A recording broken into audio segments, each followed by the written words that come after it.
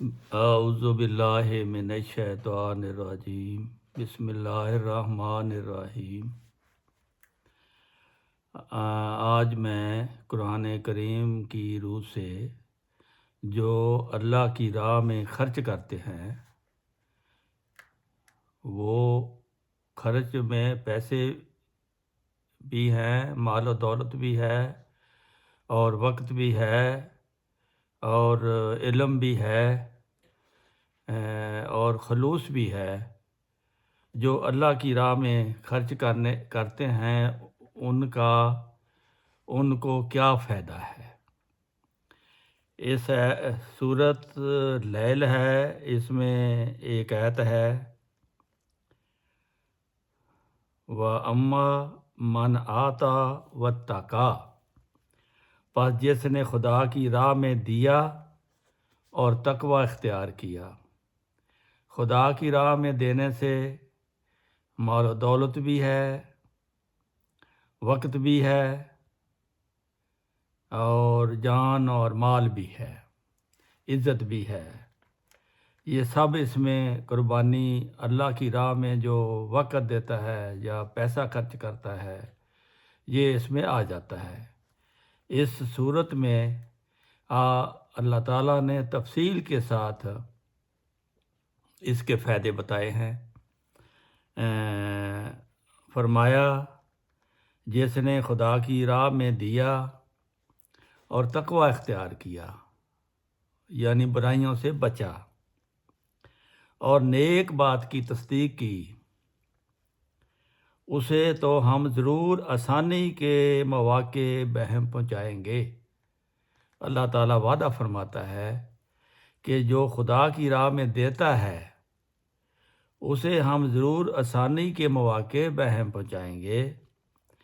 اور ایسا شخص جس نے بخل سے کام لیا اور بے پرواہی کا اظہار کیا اور نیک بات کو جھٹلایا، اسے ہم تکلیف کا سامان بہم پہنچائیں گے۔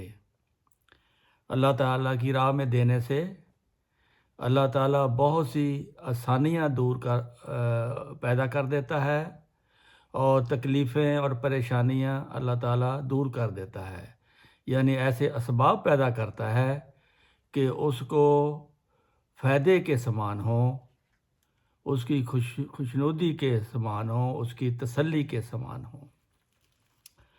اور جب وہ ہلاک ہوگا،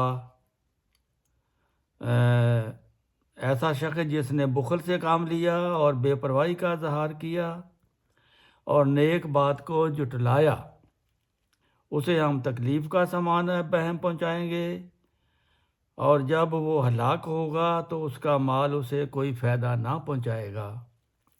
ہدایت دینا یقیناً ہمارے ہی ذمہ ہے، اور ہر بات کی انتہا اور ابتدا بھی یقیناً ہمارے ہی اختیار میں ہے۔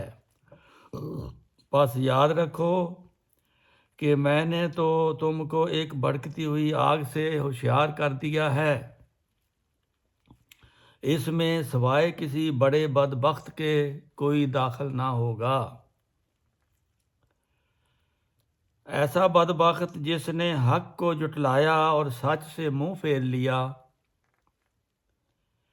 ایسا بدبخت جس نے حق کو جھٹلایا اور سچ سے منہ پھیر لیا، اور جو بڑا متقی ہوگا وہ ضرور اس سے دور رکھا جائے گا۔ ایسی باتوں سے متقی کو دور رکھا جائے گا۔ ایسا متقی جو اپنا مال اس لیے خدا کی راہ میں دیتا ہے کہ اس سے تزکیہ نفس ہو۔ ایسا متقی جو خدا کی راہ میں اس لیے دیتا ہے کہ اللہ اس سے راضی ہو، تزکیہ نفس ہو، اور کسی کا اس پر کوئی احسان نہیں ہوتا جس کا بدلہ اتارنے کا اس کو خیال ہو۔ ہاں، مگر اپنے عالیشان رب کی خوشنودی حاصل کرنا اس کا مقصود ہوتا ہے۔ جو اللہ تعالیٰ کی راہ میں قربانی کرتا ہے، وہ اپنے عالی شان رب کی خوشنودی حاصل کرنا اس کا مقصود ہوتا ہے، اور وہ خدا ضرور اس سے راضی ہو جائے گا جو خدا کی راہ میں دیتا ہے اور تقوی اختیار کرتا ہے۔ اللہم صلی علی محمد وبارک وسلم انک حمید مجید۔